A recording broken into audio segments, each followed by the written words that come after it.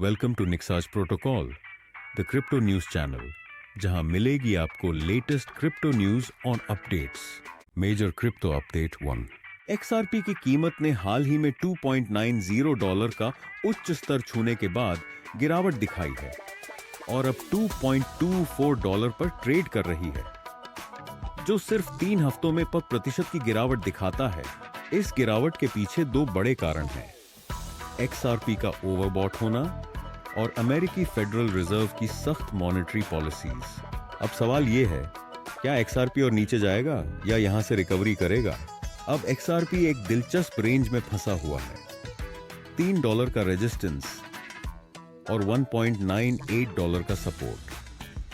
अगर कीमत $1.98 के नीचे गिरती है तो दिसंबर के अंत तक यह 15-20% और गिरकर $1.69 तक पहुंच सकती है। साथ ही XRP का RSI 70 के ऊपर है, जो दिखाता है कि कीमत अब ओवरबॉट जोन में है और गिरावट की संभावना ज्यादा है। दूसरी तरफ व्हेल्स, जो मार्केट के बड़े प्लेयर हैं, अपने XRP टोकन्स बेच रहे हैं।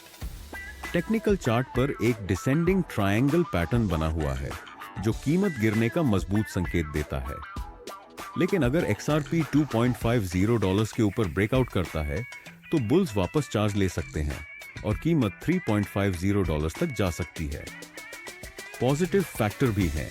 रिपल के लीगल केस का संभावित समाधान और XRP ETFs का लॉन्च सेंटिमेंट को बूस्ट कर सकते हैं। बिटस्टैम्प के अफवाहों में आए डेरिवेटिव्स एक्सचेंज से XRP की डिमांड और यूटिलिटी बढ़ने की उम्मीद है। तो अब सवाल यह है, क्या आप XRP की इस रोलर कोस्टर राइड में साथ देना चाहेंगे या साइडलाइन से सिर्फ देखना पसंद करेंगे? Major crypto update 2। Crypto payments firm MoonPay reportedly Heliopay, एक क्रिप्टो ई-कॉमर्स प्लेटफॉर्म को करीब $1 से $31 मिलियन में अक्वायर करने की बात कर रहा है। यह मूनपे की अब तक की सबसे बड़ी एक्विजिशन हो सकती है, जैसा कि फॉक्स जर्नलिस्ट एलेनर टेरेट ने रिपोर्ट किया है। मूनपे, जिसे अक्सर पेपैल फॉर क्रिप्टो कहा जाता है, क्रिप्टो पेमेंट्स के लिए एक इंफ्रास्ट्रक्चर प्रदान करता है। यह यूजर्स को क्रेडिट कार्ड्स, डेबिट कार्ड्स और मोबाइल पेमेंट सर्विसेज जैसे एप्पल पे और गूगल पे के जरिए डिजिटल एसेट्स खरीदने और बेचने की सुविधा देता है। कंपनी ने हाल ही में मूनपे बैलेंस लॉन्च किया है, जो एक fiat to crypto on ramp solution है। इसके जरिए यूजर्स अपने फिएट बैलेंस को स्टोर और खर्च कर सकते हैं और मेटामास्क जैसे डिसेंट्रलाइज्ड फाइनेंस DeFi वॉलेट्स के साथ इंटरैक्ट कर सकते हैं। हीलियोपे एक सेल्फ सर्विस प्लेटफॉर्म ऑपरेट करता है, जो कॉइनबेस कॉमर्स के समान है और 6000 से ज्यादा मर्चेंट्स और क्रिएटर्स को सपोर्ट करता है। यह बिटकॉइन, ईथर, USD कॉइन जैसे स्टेबल कॉइन्स और कई अन्य क्रिप्टो करेंसीज में पेमेंट्स को सुविधाजनक बनाता है। इसका एक प्रमुख इंटीग्रेशन सोलाना पे के साथ शॉपिफाई पर है, जो हर महीने $130 मिलियन से ज्यादा यूजर्स को सर्व करता है। अगर यह एक्विजिशन होती है तो मूनपे अपनी ई-कॉमर्स मर्चेंट ऑफरिंग्स को और विस्तार करेगा, जो अब तक 61 देशों में $20 मिलियन यूजर्स को सर्व करता है। मूनपे ने EU, UK और US में फिएट पेपैल ऑन रैम्प्स भी इंटीग्रेट किए हैं, जिससे एक्सेसिबिलिटी और बढ़ी है। मूनपे, जिसे 2018 में विक्टर फारामोंड और आइवन सोटो राइट ने फाउंड किया था, क्रिप्टो पेमेंट्स स्पेस में लगातार इनोवेशन कर रहा है। Major crypto update 3।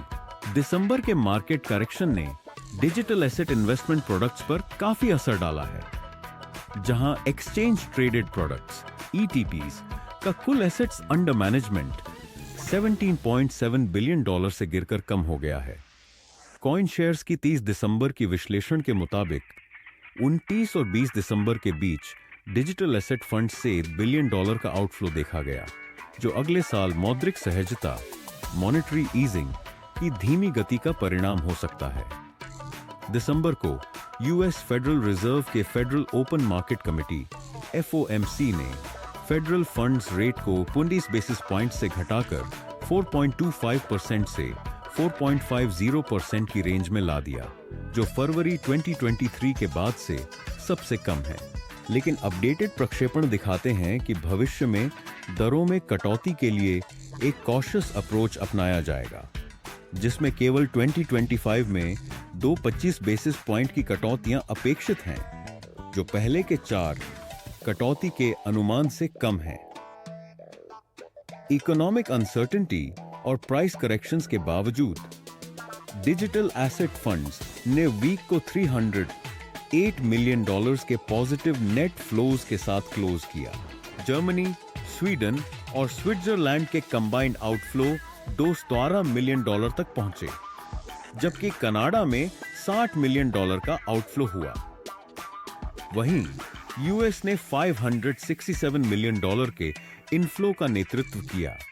इसके बाद ब्राजील $70 मिलियन और ऑस्ट्रेलिया $10 मिलियन का स्थान रहा। मल्टीसेट प्रोडक्ट्स में $121.4 मिलियन का नेगेटिव फ्लो था और सोलाना फंड्स में $8.7 मिलियन का आउटफ्लो देखा गया।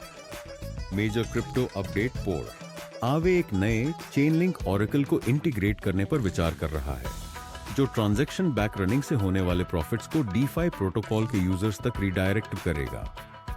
आवे के गवर्नेंस फोरम में एक प्रपोजल के मुताबिक 30 दिसंबर को चेनलिंक ने smart value recapture SVR launch किया, एक ऑरेकल सेवा जो मैक्सिमम एक्सट्रैक्टेबल वैल्यू MEV के प्रॉफिट्स को कैप्चर करके DeFi प्रोटोकॉल्स को लाभ पहुंचाने के लिए डिजाइन की गई है। उसी दिन आवे ने प्रस्तावित किया कि SVR को इंटीग्रेट करके MEV से होने वाले प्रॉफिट्स को आवे इकोसिस्टम में वापस लाया जाए।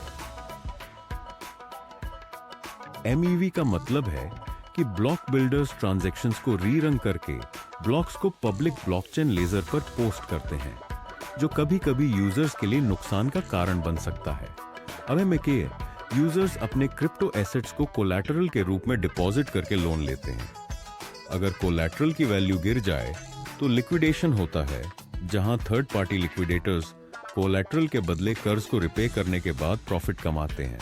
चेनलिंक का SVR MEV share on action के जरिए लिक्विडेशन प्रॉफिट्स को कैप्चर करके आवे DAO तक रीडायरेक्ट करने की क्षमता रखता है। आवे का अनुमान है कि SVR लगभग 40% MEV प्रॉफिट्स को कैप्चर कर सकता है, जो यूजर्स के लिए फायदेमंद होगा। Major crypto update for Finnish telecom company Nokia Monday एक नए पैटेंट के लिए अप्लाई किया है, जो डिजिटल एसेट्स को एनक्रिप्ट करने वाले डिवाइस, मेथड और कंप्यूटर प्रोग्राम से संबंधित है। यह पैटेंट 23 दिसंबर को China national intellectual property administration CNIPA ने डिस्क्लोज किया। पैटेंट के मुताबिक नोकिया एक ऐसे डिवाइस और प्रोग्राम पर काम कर रहा है जो डिजिटल एसेट्स को एनक्रिप्ट कर सकेगा। इसमें डिजिटल एसेट्स के इंडेक्सेस का उपयोग होगा जो एनक्रिप्शन के लिए जरूरी है। यह तकनीक एक पहला नेटवर्क फंक्शन प्रदान करेगी जो डिजिटल एसेट्स को सुरक्षित रूप से हैंडल करेगा।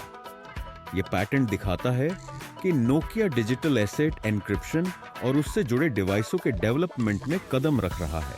नोकिया ब्लॉकचेन और मेटावर्स के फील्ड में भी काफी एक्टिव है। 2021 ME में नोकिया ने नोकिया डेटा मार्केटप्लेस लॉन्च किया, जो एक एंटरप्राइज ग्रेड ब्लॉकचेन आधारित डेटा ट्रांजैक्शन और एनालिसिस प्लेटफॉर्म है। यह परमिशन ब्लॉकचेन इंफ्रास्ट्रक्चर का यूज करता है, जो एक्सेस को प्री अप्रूव्ड अथॉरिटी तक सीमित रखता है। 2023 में नोकिया ने मेटावर्स और 5G टेक्नोलॉजी का उपयोग करके एक माइक्रो ब्रूवरी प्रोजेक्ट पर काम किया, जहां ऑगमेंटेड रियलिटी AR के जरिए शोधकर्ताओं ने वर्चुअली बियर ब्रूइंग को सिमुलेट किया। आगे नोकिया अपनी नेटवर्क सेवाओं और उपकरणों के पोर्टफोलियो में निवेश करेगा, क्योंकि 2030 तक नेटवर्क डिमांड में 23% ग्रोथ होने की उम्मीद है। Major crypto update checks. Malaysia के सिक्योरिटीज रेगुलेटर ने एटॉमिक वॉलेट, जो एक Web3 वॉलेट सेवा है, को उन फर्मों की लिस्ट में डाल दिया है जिन्हें देश में ऑपरेट करने से मना किया गया है। यह निर्णय मलेशियाई सिक्योरिटीज कमीशन की वेबसाइट पर 23 दिसंबर को जारी किया गया था। एटॉमिक वॉलेट को डिजिटल एसेट एक्सचेंज डैक्स बिना रजिस्ट्रेशन के ऑपरेट करने के लिए फ्लैग किया गया है। कमीशन ने इस बारे में और कोई डिटेल नहीं दी, लेकिन एटॉमिक वॉलेट को 2023 में एक हैक का शिकार होना पड़ा था, जिसमें $100 मिलियन से ज्यादा की चोरी हुई थी। और उसके बाद से वॉलेट पर कई लॉसूट्स भी फाइल हुए हैं। 2023 में कुछ यूजर्स ने एटॉमिक वॉलेट पर लॉसूट फाइल किया था, जब वॉलेट को साइबर सुरक्षा उल्लंघन का सामना करना पड़ा था। चोरी का संबंध लाजरस ग्रुप से था, जो एक उत्तर कोरियाई हैकिंग ग्रुप है, और चोरी हुई फंड्स को कंबोडिया के क्रिप्टो एक्सचेंज YuanPay में ट्रांसफर किया गया था। दिसंबर 2023 एटॉमिक वॉलेट ने अपनी वॉलेट सॉफ्टवेयर में सुरक्षा खामियों को ढूंढने के लिए $8 मिलियन का बग बाउंटी लॉन्च किया। For watching Nixas protocol, like, share और सब्सक्राइब करें for the latest crypto news.